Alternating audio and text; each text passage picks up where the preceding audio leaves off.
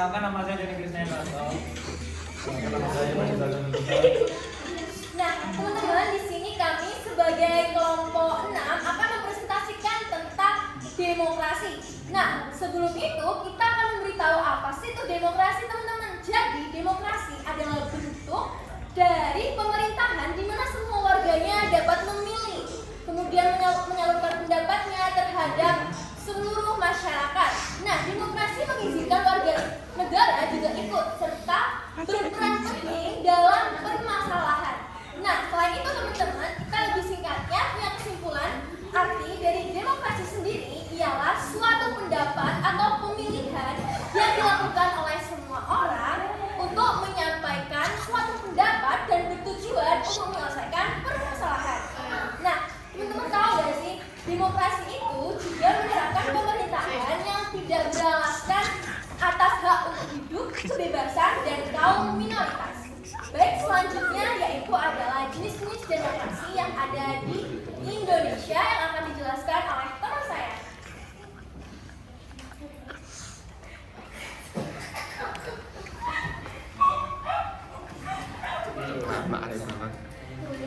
Yang pertama, demokrasi parlementer.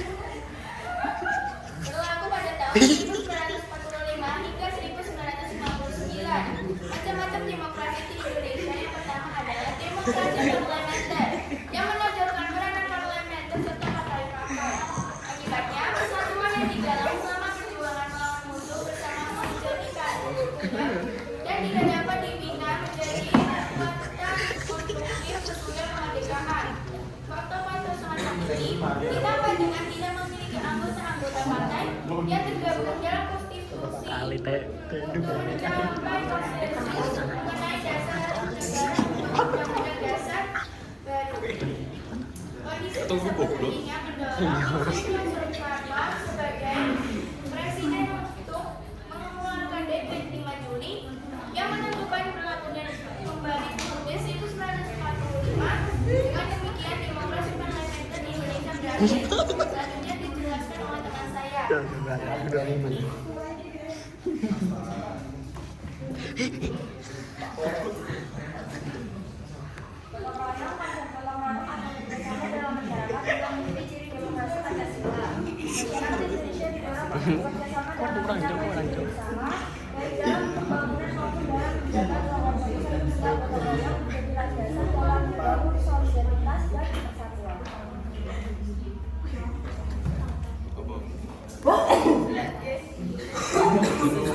Ketatanegaraan penerapan demokrasi Pancasila membangun sistem ketatanegaraan yang menjunjung tinggi prinsip pembagian kekuasaan antara lembaga legislatif,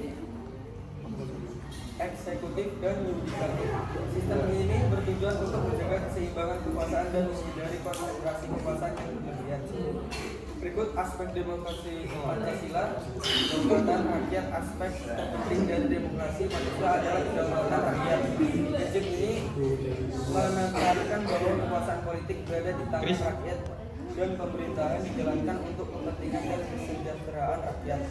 Rakyat memiliki hak untuk berpartisipasi dalam pengambilan keputusan politik melalui pemilihan umum dan mekanisme partisipasi publik lainnya. Kekuasaan tersebar, checks and balance. Aspek penting dalam demokrasi Pancasila adalah kekuasaan yang tersebar di antara lembaga-lembaga pemerintahan. Selanjutnya, Partisipasi publik demokrasi Demokrasi kedua terpimpin pada tahun 1959 sampai 1965. Macam-macam demokrasi di Indonesia berikutnya adalah demokrasi terpimpin. Demokrasi terpimpin ini telah menyimpang dari demokrasi konstitusional dan menghasilkan beberapa aspek dari demokrasi rakyat. Masa ini telah kita melihat demokrasi dominasi presiden. Sebagai batasnya peran partai politik, perkembangan pengaruh komunis dan peran ABRI sebagai prinsip sosial politik semakin menyebar.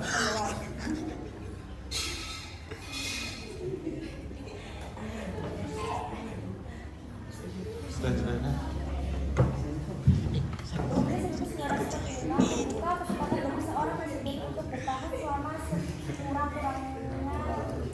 tahun tentang penetapan MPRS nomor 3 tahun 1963 yang menetapkan IS Soekarno sebagai presiden telah membatalkan pembatasan 65 tahun ini yang ditetapkan oleh Undang-Undang Dasar. Nah, teman-teman, selain itu banyak sekali tindakan yang dilakukan yang menyimpang ataupun menyeleweng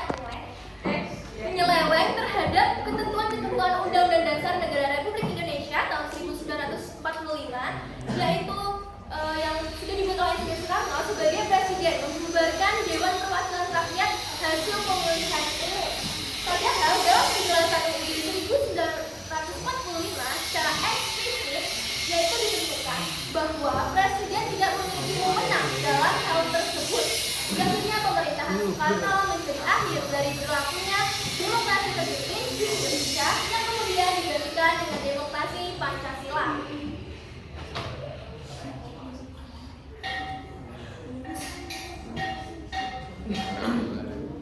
Demokrasi Pancasila era Orde Baru. Demokrasi Pancasila merupakan demokrasi konstitusional yang menonjolkan sistem presidensial.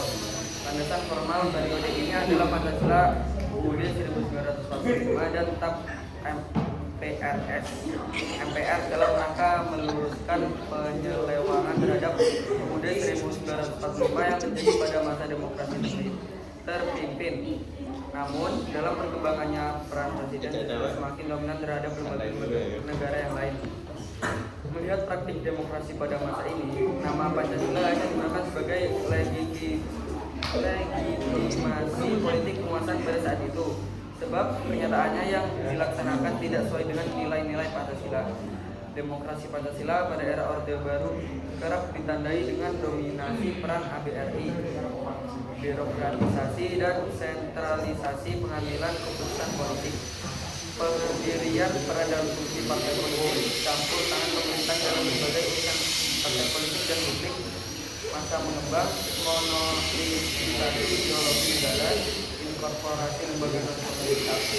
Pemerintahan Orde Baru sendiri berakhir pada tahun 1998 setelah Soeharto dilancarkan oleh rakyat pada Mei 1998. Nah, baik teman-teman, tadi kan sudah dijelaskan oleh teman saya bahwasanya sekarang itu Indonesia telah menerapkan demokrasi yaitu demokrasi Pancasila. Sebenarnya apa sih demokrasi Pancasila? Nah, akan dijelaskan oleh teman presentasi saya. Apa itu demokrasi Pancasila? Demokrasi Pancasila adalah sebuah konsep demokrasi yang memiliki dasar nilai dalam Pancasila, yaitu dasar negara Indonesia. Konsep demokrasi Pancasila merujuk pada sistem politik yang diterapkan di Indonesia, di mana demokrasi dijalankan berdasarkan prinsip-prinsip dan nilai-nilai Pancasila. Pancasila adalah dasar negara Indonesia yang terdiri dari 5 sila, yaitu ketuhanan yang Maha Esa, kemanusiaan yang adil dan beradab, persatuan Indonesia, kerakyatan yang dipimpin oleh hikmat kebijaksanaan dalam permusyawaratan perwakilan, dan keadilan sosial bagi seluruh rakyat Indonesia. Demokrasi Pancasila mengacu pada prinsip-prinsip demokrasi yang masih ditegakkan dengan nilai-nilai Pancasila tersebut. Dalam konteks demokrasi, Pancasila kedaulatannya kedaulatan rakyat adalah sumber utama yang dipenuhi. Dari sini menegaskan bahwa warga berada di tangan rakyat dan rakyat memiliki hak untuk memilih pemimpin mereka melalui pemilihan umum yang demokratis. Berikut ciri-ciri demokratis Pancasila. Dasar nilai Pancasila. Demokrasi Pancasila berdasarkan nilai Pancasila, yaitu ketuhanan Maha Esa, kemanusiaan yang adil dan beradab, persatuan Indonesia, kegiatan yang dipimpin oleh hikmat kebijaksanaan dalam permusyawaratan perwakilan, dan keadilan sosial bagi seluruh rakyat Indonesia. Nilai-nilai ini menjadi pedoman dalam menjalankan sistem politik dan mempengaruhi kebijakan publik.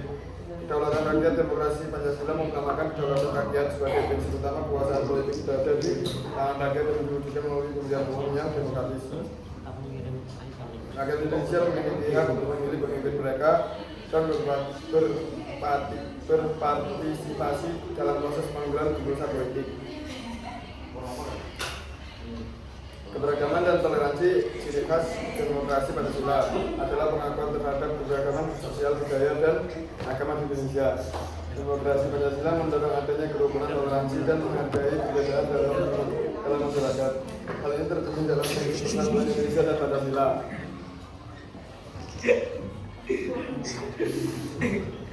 Gotong royong konsep gotong royong atau kerjasama dalam masyarakat juga menjadi ciri khas Pancasila. Masyarakat Indonesia didorong untuk bersama dalam mencapai tujuan bersama, baik dalam menjaga hubungan sosial. Gotong royong menjadi landasan dalam pembangunan solidaritas dalam persatuan, perlindungan hak asasi manusia demokrasi Pancasila.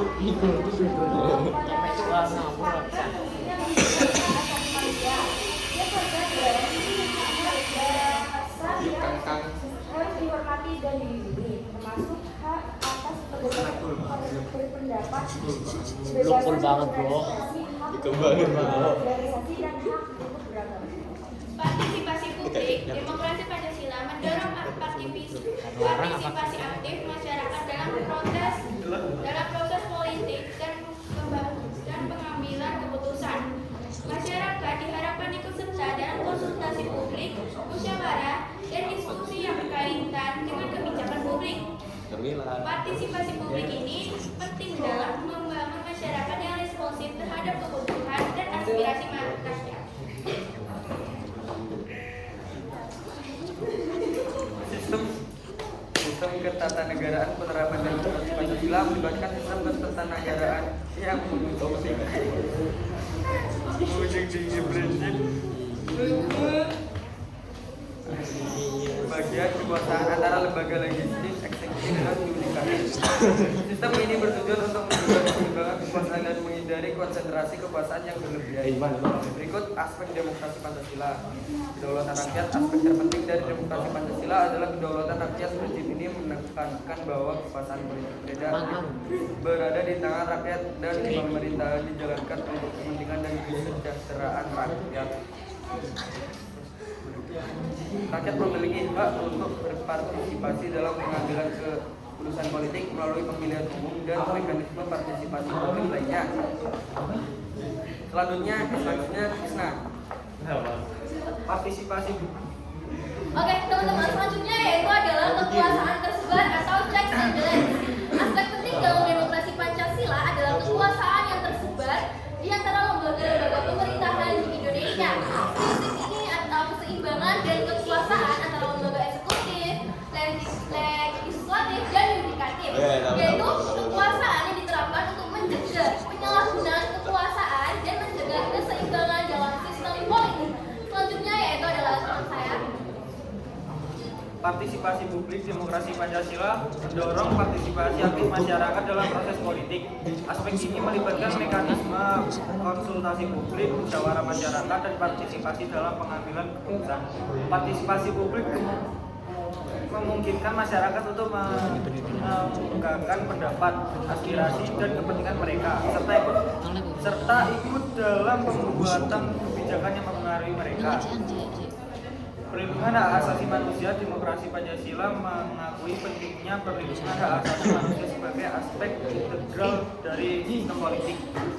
Hak dasar seperti kebebasan berpendapat, kebebasan berekspresi, kebebasan beragama, dan hak-hak lainnya dihormati dan dilindungi oleh negara. Aspek ini memastikan bahwa setiap warga negara memiliki hak untuk hidup, berpartisipasi, dan berkembang secara bebas dan adil.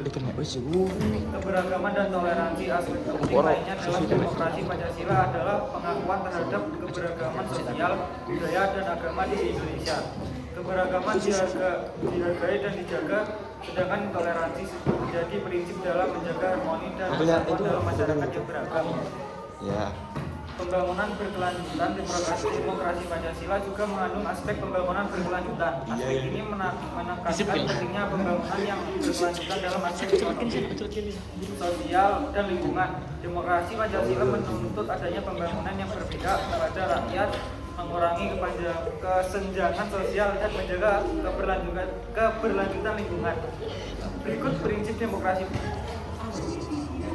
Teman-teman, yang terakhir adalah prinsip-prinsip demokrasi yang ada di Indonesia. Yang pertama adalah kedaulatan rakyat, yang kedua kemanusiaan yang adil dan beradab, ketiga persatuan Indonesia, dan yang keempat adalah kerakyatan yang dipimpin oleh hikmat kebijaksanaan dalam permusyawaratan perwakilan, dan yang kelima itu adalah keadilan sosial bagi seluruh rakyat Indonesia. Jadi demokrasi Pancasila ini juga menerapkan sila-sila yang ada di dalam Pancasila. Baik teman-teman, presentasi dari kami sekian, terima kasih. Dibuka untuk sesi tanya jawab. Ya. Baik, terima kasih atas kesempatan dan waktunya. Sebelumnya dengan saya perkenalkan terlebih dahulu. Perkenalkan, nama saya Davina Maharani, selaku kelompok 3. Saya ingin bertanya, menurut pendapat kelompok 6, apa saja langkah-langkah pelaksanaan demokrasi agar berjalan dengan baik dan lancar? Lalu apa yang kalian lakukan jika demokrasi tersebut tidak berjalan lancar atau tidak sesuai jalan? Terima kasih. Baik, terima kasih. Apa sih Kak? Oh ya, perkenalan ya. Ya. Katen ya itu ya. Potongan ya. Perkenalan. Ya Mas, salaman ya.